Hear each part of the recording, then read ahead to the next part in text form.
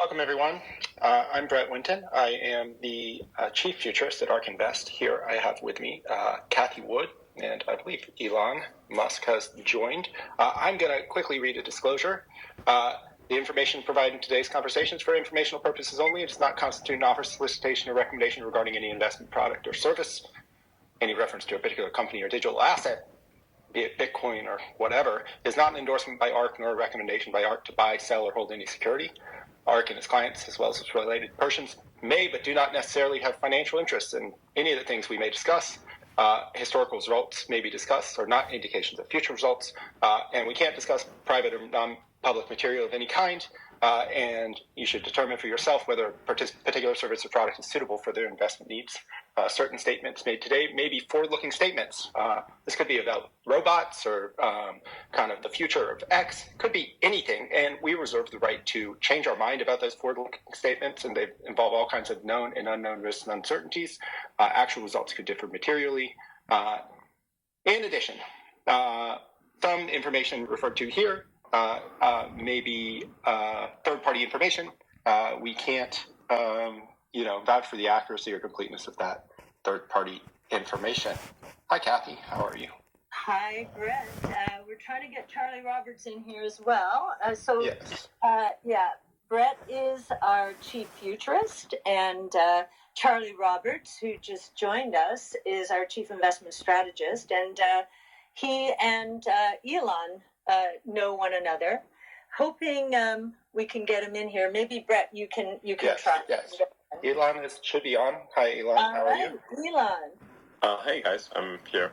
All right. So happy that you could join us and that you agreed to do this, Elon. This is taking me back to early 2019.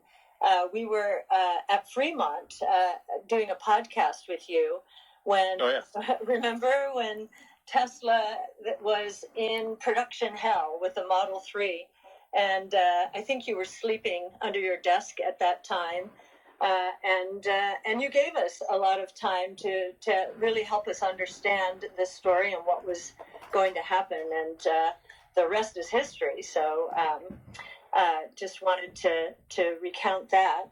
Elon, you're so often, the media is focused on controversy, and that's how they get their clicks and hits and all of that stuff. But I think they sort of actually don't really have much of a choice in that any media that isn't focused on controversy and is not maximizing the clicks is going to get outcompeted by media that does maximize the clicks. So, you also can't entirely blame them in that they're trying to survive in what is clearly a declining, legacy media market, and shrinking pie. It's a shrinking pie, and shrinking pie. Desperate times lead to desperate measures, and that's, it's somewhat, frankly, predictable.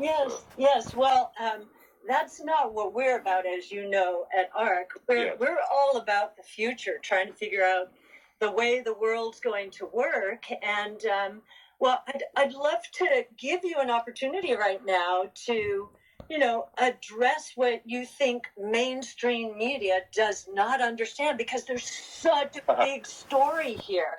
There's so many big stories that, offer all kinds of hope and, really transformation in the future, and you're leading the charge. So what don't they get, do you think?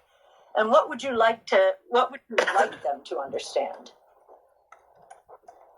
Well, I think that's quite a long list of things they don't understand, or where they simply don't wish to focus on, because it doesn't quite lead to clicks and traffic, whatnot.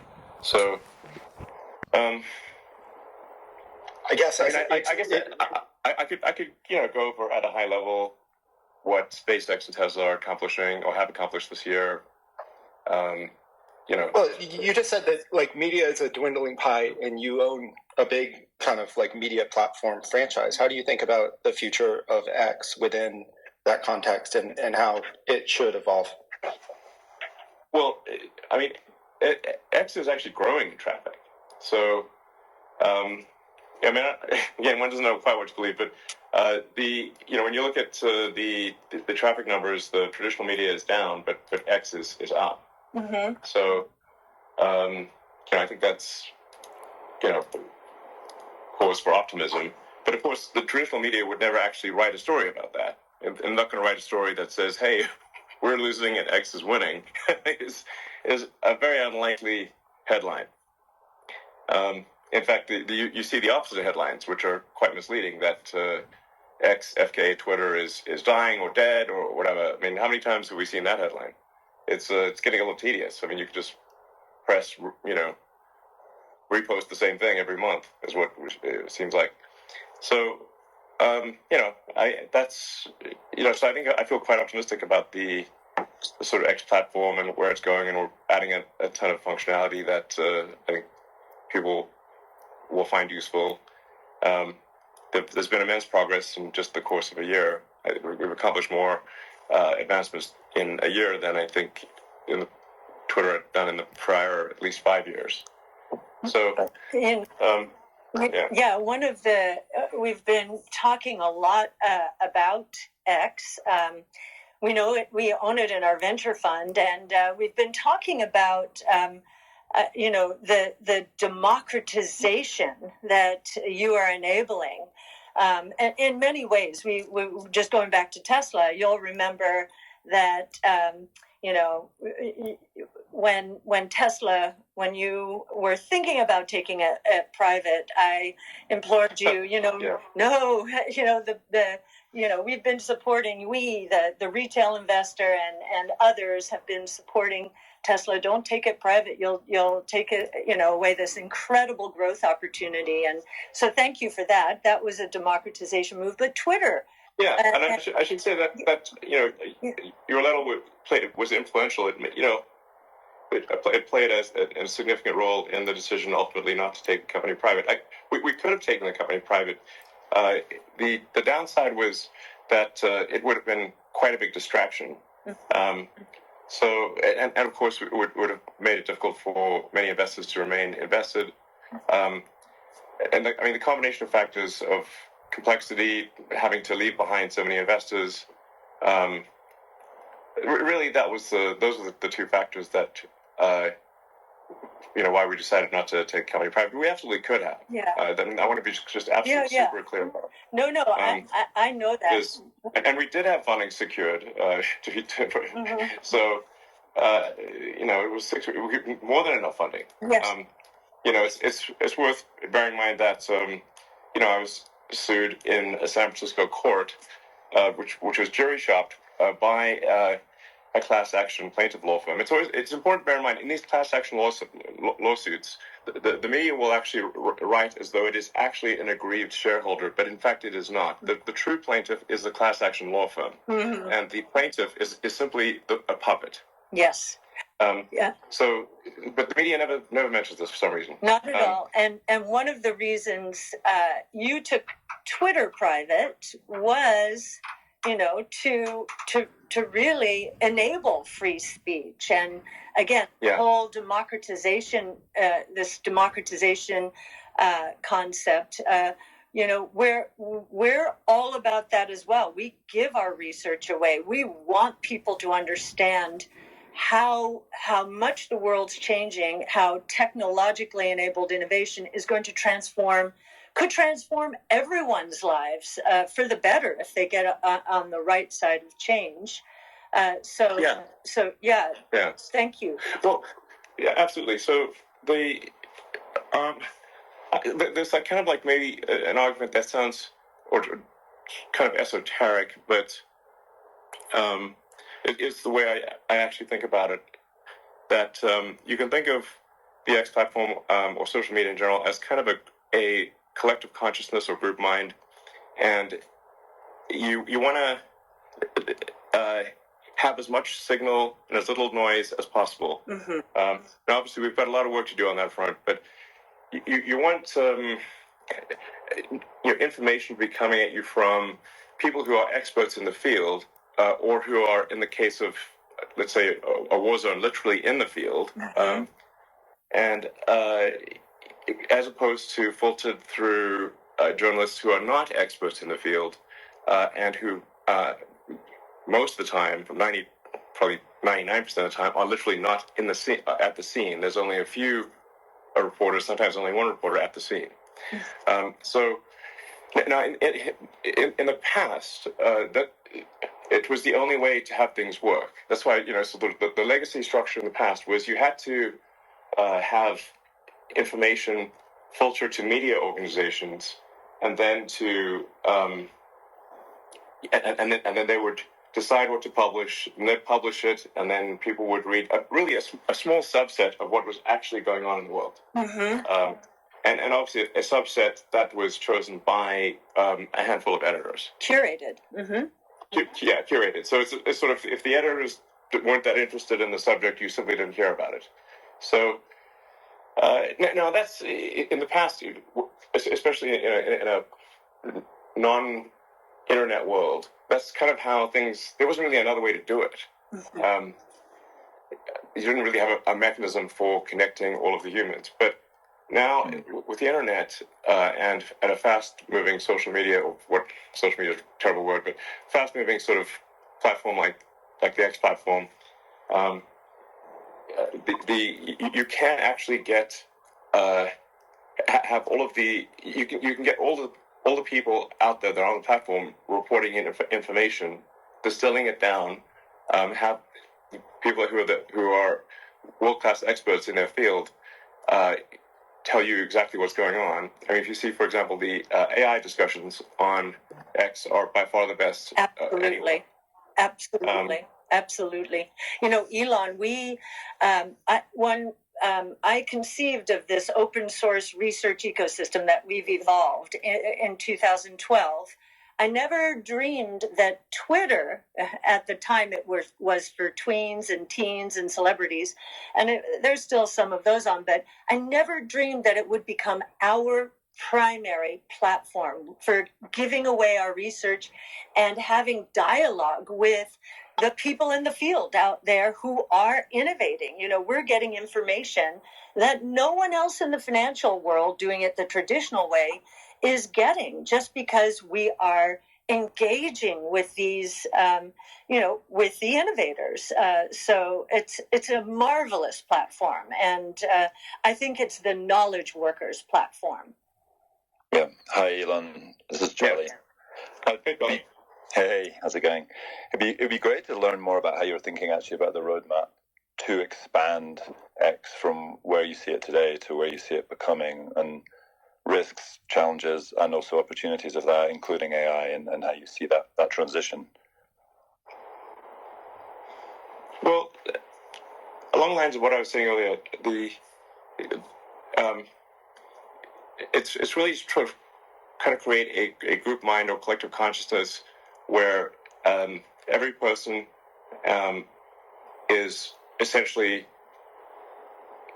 part of that group mind or collective consciousness, and is kind of reporting information to the system, consuming information, giving their opinion on it, and you can just think of it like a giant brain, basically. And I posted, I think a few years ago, that a neuron doesn't feel like it doesn't know it's a neuron. So, right. Individuals on the system obviously feel like an individual, but actually you are actually part of a collective sort of group mind. And then so they've said, well, what makes it a better or worse, collective consciousness? It's well, obviously speed is very important. How fast is information being transmitted? How is that information, is the most interesting information being propagated to the right other people as quickly as possible?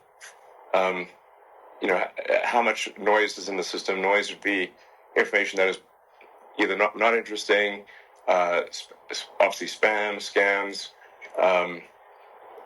actual misinformation.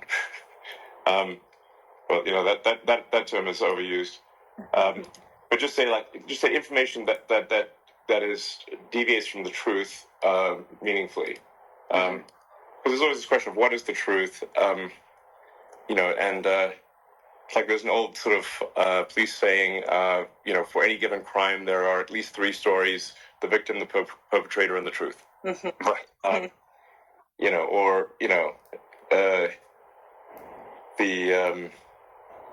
That Kurosawa movie Rashomon, where the same event happens, and you see how it's perceived completely differently by 4 different people. Mm-hmm. But nonetheless, one can still aspire to the truth and aspire to have the least amount of error. So that's really that's the main thing. Is like, how do we get as many people as possible participating in providing information that's accurate, correcting information that is not accurate, and just, if you think of it sort of like from an information theory standpoint, this is, like, I think, the right way to think about it. Think about it from an information theory standpoint. You want to have what would make for the most effective group mind or collective consciousness, and it's like, are the neurons all communicating as quickly as possible with the lowest signal to noise? Mm-hmm. Yeah. And do you think? Oh, go on, Brett. Sorry. Do you think you need to enable users to put like skin in the game behind their messages in a more frictionless way? As in, if I'm like within capital markets, I can put capital to work, right? And I stand to lose it if I'm wrong. And the information space in X it's kind of like a survival of the fittest, but kind of like the marginal energy needed to put in for an individual tweet. I can't really change that, or an individual post. Is that like a direction to go? You mean like when you post something, assign sort of some amount of your credit, effectively, your I mean, within prediction markets work because people are able to bet on one thing versus another.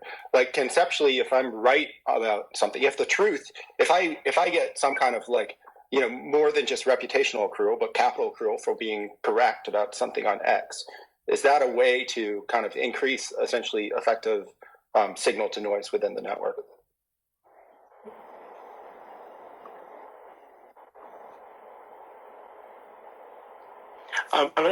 Do you have a suggestion for how that might be implemented? I mean, conceptually, the fact that I can advertise on X, like I can promote a tweet, is in some ways in instantiation of that. But there's no mechanism by which I effectively lose for being wrong. Or maybe within the distribution algorithm there is. But it just seems very kind of like a loose kind of connection between whether or not I'm contributing positively to the network and whether or not the network actually rewards me in some way, either financially or otherwise, for contributing positively. Well, I mean, we are paying creators for people who are posting on the system and where that post is interesting and gets a lot of views. So that's one way in which people are accruing value. If you post something that's boring or uninteresting, then or wrong, whatever, you perhaps will get less views and thus earn less. There is this, like, very challenging problem of bots and trolls, which is, I think, I mean, just tackling that, and I think we've made great strides, but there's still a long way to go. That is the biggest source of noise, because the fundamental problem you have right now is that it's quite easy to pass the "Are you a human?" tests. Even if, I mean, basically open source AI at this point can pass "Are you a human?" tests better than most humans. Mm-hmm. And that's only going to become more widely available. So you have to, I think, bias the network to have to basically raise the cost of manipulation and raise the cost of bots and trolls. You cannot completely get rid of them. This is not possible, but you can make it much harder and much more expensive. Like, I mean, like having, say, a drug enforcement agency, like or any kind of making drugs legal, it doesn't make the drugs disappear. It just makes them more expensive. Mm-hmm. So, sometimes there's this false dichotomy of like, well, it's all or nothing. No, you have to do things that dramatically increase the cost of noise in the system, so that somebody can't spool up 100,000 or 1 million bots in a day, and then manipulate the system. So this is why we've moved to sort of a subscription, where there's at least a small monthly payment. Even a small amount, like if like $3 a month ish, or some small amount, is still several orders of magnitude. It raises the cost of bots by several orders of magnitude, maybe by 1,000 or 10,000. And then it's not just the cost. It's not just the dollar amount, but then you effectively piggyback on the payment system, so payment authentication. Mm-hmm. So it's just hard to find more credit cards to misuse. That like there's an actual cost in the black market for credit cards that work. So just biasing things to where the subscribers effectively, or premium users, content is elevated above that of bot amplified content is I think a very big deal. Sorry. And my prediction actually is that any given social network that does not move in this direction will be swarmed with bots and will simply be overwhelmed. I have an experience with that. We all of a sudden, I guess bots were taking over, and this was not on Twitter, or on X, but on Instagram and Facebook. I mean, it was just all over the place. So we've already experienced attacks like that. Can we stay on the X platform as a topic, Elon, but maybe take us a little bit more into the future about this super app opportunity. Will you become a financial platform? Identification is, and we're already seeing, you're still tipping, I think, on X, but are you going to turn into a financial platform, which is where you started your entrepreneurial journey many years ago? Is this still on the drawing board? Yeah, absolutely. We're just waiting for the final approvals to come through for the money transmitter licenses. It's just taken longer than expected to get the money transmitter licenses. Yes. So I did see you have 15 or so now, or is it more? I think we actually have a majority of the states have approved us. But it's irrelevant until California and New York approve us. I see. And are there any showstoppers, or it's just bureaucracy? It's just, really just, I guess, bureaucracy. Things were obviously quite chaotic, especially for the first few months. So it's not entirely their fault. We were a bit late in submitting our money transmitter licenses, and I essentially thought we had done it, but we had not done it until around the middle of this year. So I think we'll probably get our approvals early next year, and so I would expect payments to roll out. I would be surprised if if it takes us longer than the middle of next year to roll out payments. So I'm not aware of any showstoppers. It's just kind of working through the system. Yeah, that'll be exciting. If you don't mind, Elon, I'd like to actually make an announcement on X, since we learned in the markets that once you say something on X, it actually becomes public information from the SEC's point of view. We've seen that tested a few times. And so I just wanted to announce that we're pretty excited that for the first time, beginning in January, our venture fund will be available on SoFi. Right now, if you want to buy our venture fund, the Titan app is the way to go. That's an Andreessen Horowitz funded company, and they've been great. But we are expanding, and we'd love, again, in this movement towards democratization of VC, if any other platforms want to participate in this movement, we're not exclusive. So and we're very excited about the possibilities. So thank you for letting me do that. And it's also a big part of bringing the broader base of a huge number of non-accredited investors who'd love to enter companies like yours, Elon, of course, and we are already with the ARK Venture Fund in SpaceX and X, and we'd love to do others, and really allowing, obviously your companies are extremely well funded, but for many companies they don't have access to capital necessarily at the scale you've built without going public. So we think that's a really exciting potential for companies to stay private for longer and really build that sounds great. Yeah, that sounds really, really cool. The burden of being a public company really has increased over time, such that it has somewhat dissuaded a lot of companies from being public. And I really, frankly, would recommend companies don't go public unless they absolutely have to.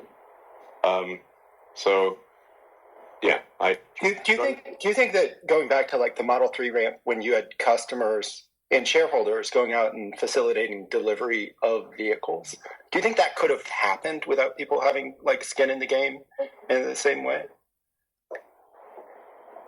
Yeah, absolutely. Most of the people who helped were not shareholders. That's interesting. There's not that many shareholders. I don't know. Elon, so many people have come up to me and all of us over the years because we were out there, pounding the table for Tesla against the traditional financial world. And they read our research on Tesla and bought into it. And so many people have come up and said, thank you for doing that research, alerting us to the opportunities. What's happened to the public markets, Elon, is I think they're kind of broken. I agree with you. I think part of it is regulatory, but part of it is the way the traditional financial world works. And I've seen this time and again, is if a company is not in a broad-based benchmark, then financial analysts and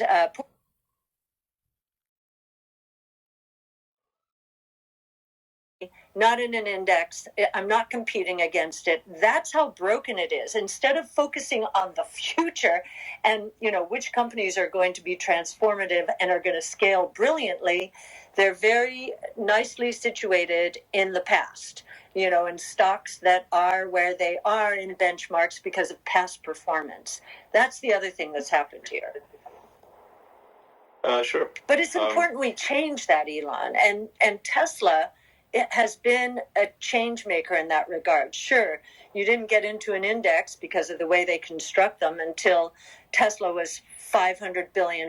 So a lot of it was pretty crazy. How many companies are bigger than that? It's just crazy. But you did. You made it, and you opened people's eyes. And we're trying to change this shift away from passive back to active, so that there is an efficient allocation of capital.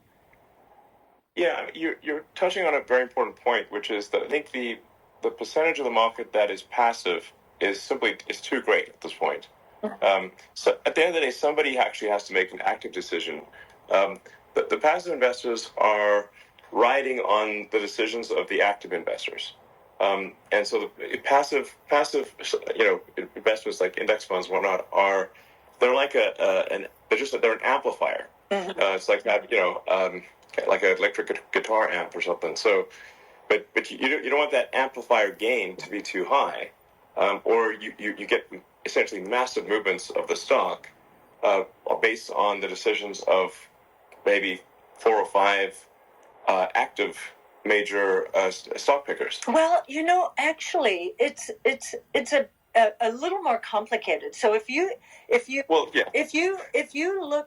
were in a risk-off market, a bear market like we were in 22, what actually happens is these managers are very fearful, and they just get closer and closer to their benchmarks, and they sell the kind of stocks that we're invested in, because we're completely active. We're benchmark agnostic. We just don't even look at them.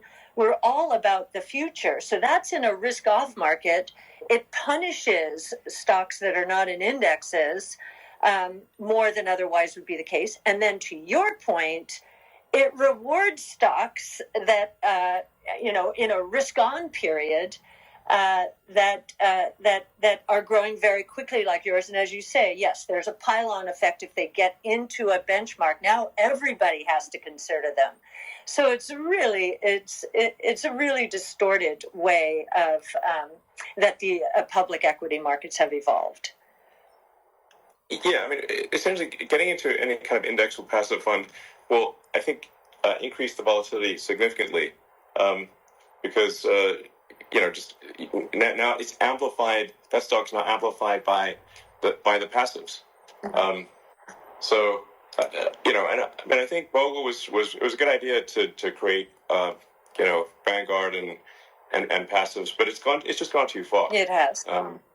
So you just don't want to have the amp is turned up too high, is a way to think of it. Yeah. So there should be more active and less passive. Totally agree, and absolutely. And the other thing that's happening, I didn't know we were going to go here, Elon, but the other thing that really is gripping the markets is, 75% plus of trading every day is algorithmic, and we see they're very simple algorithms. In a bear market, okay, do they have cash? Are they burning cash? And those two variables will dominate the stock action. So, yeah, we've watched this over the last 3 years. It's a very simplistic way of managing money, and I really do think it has led to the most massive misallocation of capital in history. A lot more private companies should be public, but we understand why they don't go public, because of the kind of behavior you're subjected to, and now you know all about it, right? Yeah, I mean, the regulatory burden of being public is way too high, and then the legal burden of being public is also way too high. So if you're public, you're just going to be sued nonstop by these class action law firms with their fake plaintiffs, as is the case with Tesla. We're just constantly being sued by as I said, what the media will portray as a member of the class, but in fact, we're just being sued by class action law firms with puppets. Like, that drives me crazy. It happens. It's constantly happening. But the problem that we're talking about here is non-accredited investors have not been invited to the venture capital party. Because they don't make enough money, or they're not wealthy enough, which we think is quite a regressive tax. Yes, it is. Absolutely, I fully agree. That's why we're democratizing venture capital, by not taking a carry ourselves, so that we can offer our fund for as little as $500 to anyone. That sounds great. Well, I think more people should take you up on that. Yeah. There is, I mean, most of the vast majority of companies are obviously private; they're not public. Yes. And you're right that it is somewhat of a regressive tax that makes it difficult for the average citizen to participate in the upside of those companies, because once you go, I think, above 2,500 shareholders, non-employee shareholders, then you're forced to go public. So the reason that SpaceX cannot simply offer stock to anyone who wants to own it is because of that 2,500 direct shareholder limit. Right. So, and do you think that within SpaceX, or just thinking about Tesla versus SpaceX, do you think you've been enabled to take more appropriate risks within SpaceX than you have within Tesla because of the public versus private? Absolutely. I mean, at SpaceX, we never think about the quarter. We never think about it, and we don't think about the stock price. So there's a lot of pressure, like immense pressure on a public company to not have a bad quarter. So this can actually result in a less efficient operation where you're going to great lengths at the end of a quarter to not disappoint people. That's just how it goes. And then you've also got a long-term challenge with public markets where a lot of the analysts following companies have a time horizon that is maybe only a year or two.